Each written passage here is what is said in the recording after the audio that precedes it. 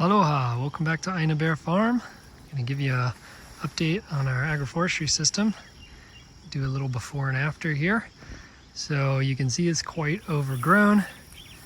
This is one of our fruit tree rows where we've got things like this ulu or breadfruit tree just hiding inside the pigeon pea there. Got some tall apple bananas we use mostly for shade and mulch, and then as you follow that line down, we've got soursop and longan and more ulu.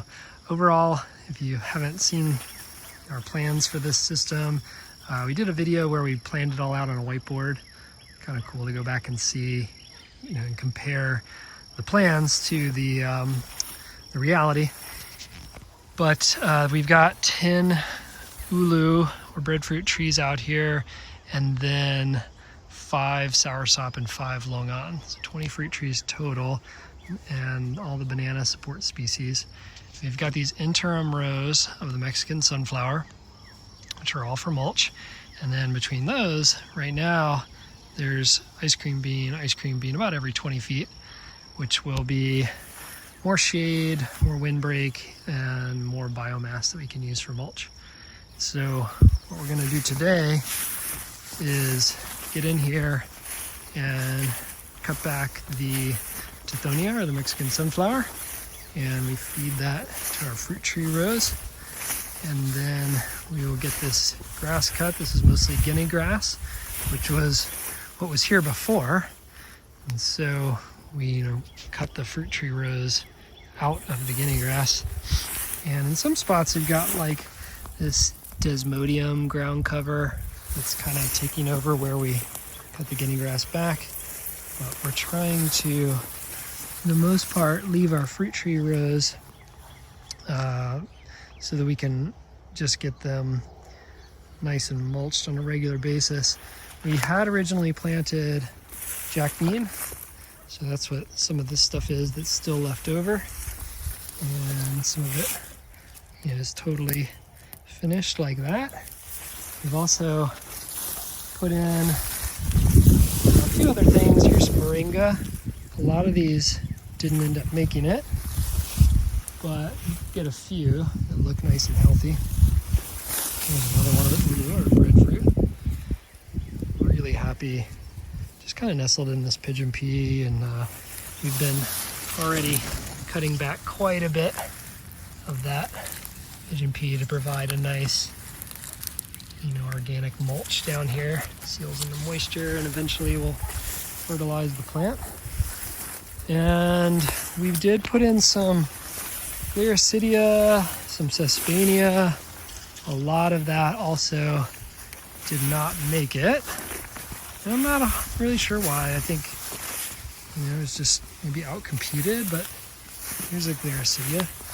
This is from seed, and this one does look happy, so I'm going to assume it's going to continue. And here's a weird moringa that got kind of twisted.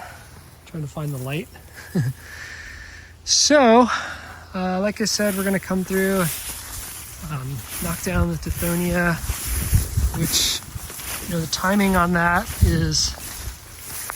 can be a little tricky. Just kind of depends on, what your goals are, what you're trying to do.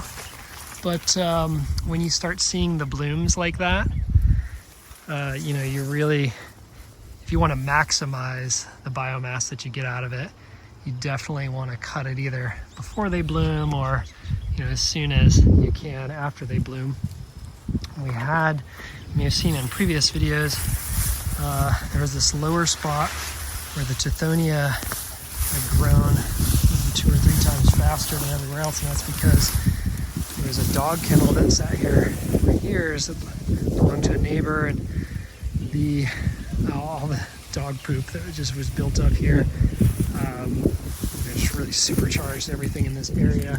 You can even see a difference between this banana tree, which is much taller. These were planted at the exact same time. They were the same size keiki or pups.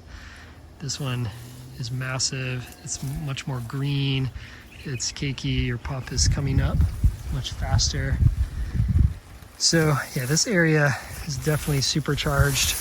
Otherwise, we didn't add any fertilizers or anything when we started this system. Part of my goal here was to just grow everything on site that was going to feed the system. So lots of nitrogen fixers. We started with tons of jack bean, and now, we're just going to be getting this Tithonia in there and have that break down and feed the soil, and then we'll come and cut this guinea grass, pile that up on top of the Tithonia. It's a little tricky. I was kind of mentioning the timing of cutting it. It's been so rainy, and what can happen when it's this rainy is the Tithonia can re-root and just start growing everywhere that you lay it down in contact with the ground, which, as long as you manage it, it's not that big of a deal. You just come and pull it up and just kind of lay it back on the top of the soil so that it dries out. But it is just kind of an extra step that's nice to be able to avoid if you can. Save you a little time. But at this point, it's just gotten so big and in some spots, and the plants would really benefit from getting that extra mulch. So we're going to go ahead and do it, and we'll get some of our tools out. You can machete this stuff down when it's pretty green, but I find that loppers are a little bit more kind of ergonomical for me. My elbow gets really sore when I machete this much stuff. So I'll probably just come through with the loppers, cut it all down, pile it up, and then we'll come back with our BCS tractor mower and hit these rows and hit some of the more sloped spots, like this top row. Some of this is really steep, and the BCS just is not a good idea through there. It's hard to keep it under control, and you end up like running over your trees and things. So probably just bring in the weed whacker for that. So yeah, stay tight, hang tight, and we'll bring you back in a moment, kind of show you the updates as we go. Okay, here we are at the end of the day. So for one person, that was pretty much an all-day job. And technically, I've still got to come back and get the grass and pile that up on the fruit tree rows. But at least the hard part's done. It's all cut. And all of the Tithonia is laid down in the fruit tree rows. Some of the grass is on top there. And the cool thing was that, after I got everything sort of cleaned up, I could actually find a few more of my support plants that made it. There's a little Sesbania, and a bigger Sesbania. So, not the most impressive, but maybe now that they're getting some more light and things, they'll start taking off. Another Sesbania.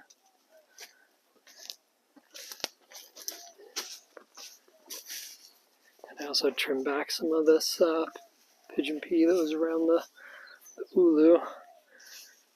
So that'll get more light now that it's starting to get bigger.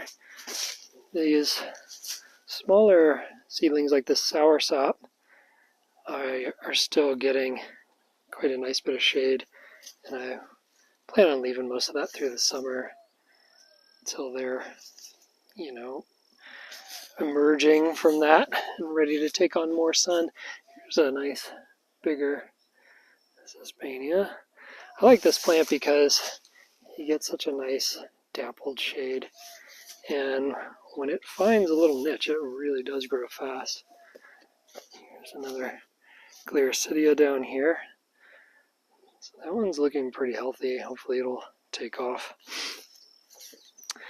So yeah, overall pretty error-free venture today. I didn't hit any of my irrigation lines.